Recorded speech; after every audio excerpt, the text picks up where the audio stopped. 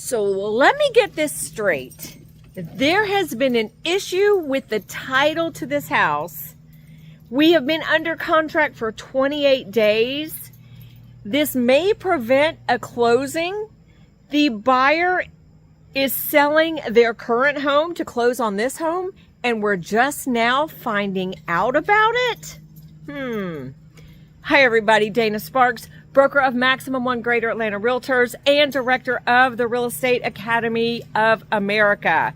Today's contract tip has to do with checking on potential title issues when you go under contract. So, the situation is that there is a buyer who has a contract to buy a new home, and it is contingent upon selling their current home. They are going to close on their current home, and less than a week prior to closing, found out that there is a title issue on the home they are buying that may prevent them from closing on their new home. The title issue isn't just a cloud on title, but it is a Lis Pendens, meaning there is a pending lawsuit. Not only that, there is more than one Lis Pendens on the property.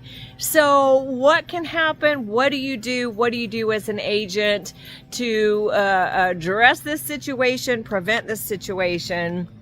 Whose responsibility is it? So forth and so on. Well, a couple of things. When you go under contract, the closing attorney does check the title. The contract says the GAR, Georgia Association of Realtors contract, and the RE Forms contract both say that the seller is conveying good and marketable title to the property.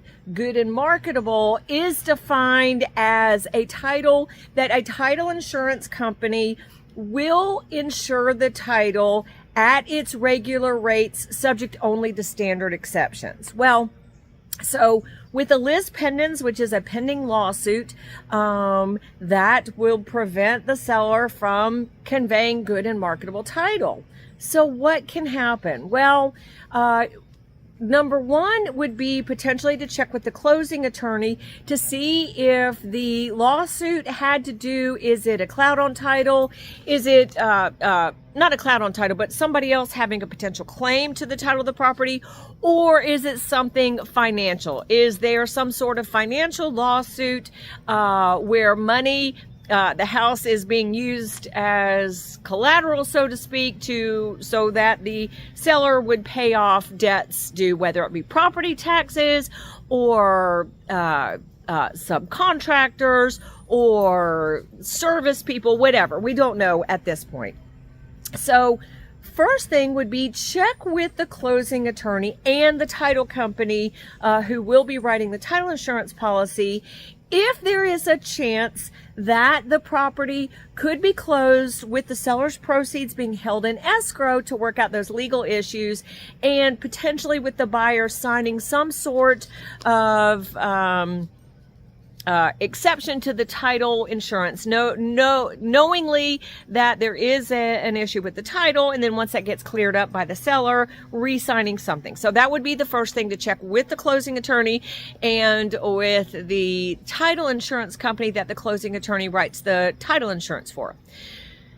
The other thing would be potentially, depending on the nature of what is this lawsuit and how likely and how quickly is it going to be cleared up and not be an issue, there may be an opportunity for the buyer and seller to negotiate a lease purchase where the buyer moves in prior to closing until the seller gets that worked out. Is it risky on both sides? It is. But that would be something to go through and explain to the buyer and the seller their options, and perhaps that might be a viable option for them. But as a broker or an instructor talking to a real estate agent or a student, what can you do as an agent before we get to a week outside of closing and buyers either having to find somewhere to live or having to default on their contract of selling their home?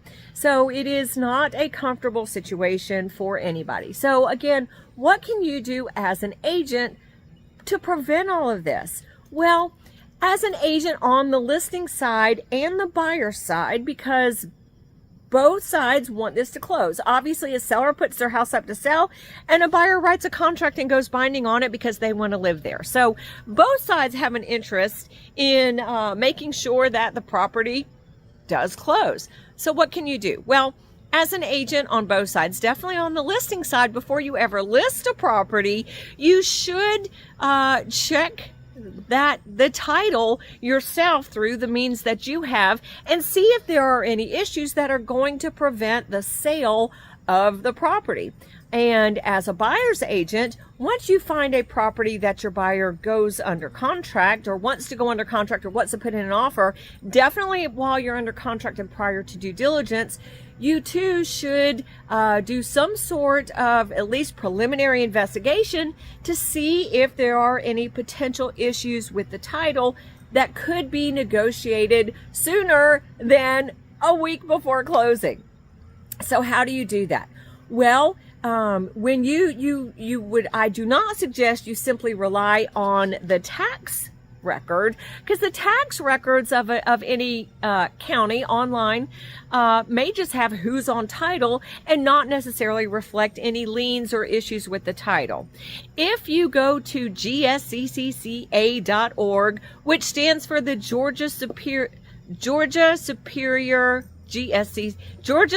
Clerk of Courts Association.org, you will not only find the deeds and the warranty deed and who is on title, but you will also find in the lien decks liens, and if there is any one or more Lis Pendens, meaning notice of lawsuit, on that property. This service for Georgia, it does have most of the metro counties. It doesn't have all of the counties, but has most of the metro counties on there. It is available. There is a subscription fee to it.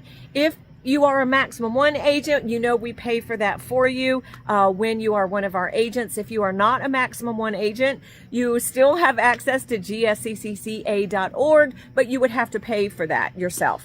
Additionally, you can go to the closing attorney who is named as the closing attorney on the contract, or your favorite closing attorney that you have a business relationship with, and ask them to check to see if there are any liens or pending lawsuits on that title. Guess where they go? Yep, gsccca.org. So, again, there are potential options to help these buyers and sellers actually convey property and close on this property. However, it is much easier to be able to work through and negotiate and troubleshoot and find solutions for these issues sooner rather than later. So agents,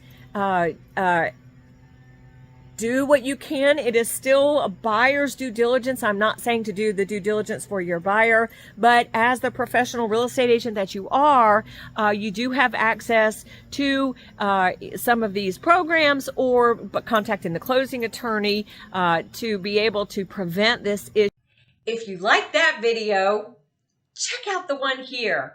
If you like the content on this entire channel, please click here to subscribe. I try to take even the most complicated of real estate situations and make them crystal clear. See what I did there? Real estate made crystal clear. Thank you guys so much for watching.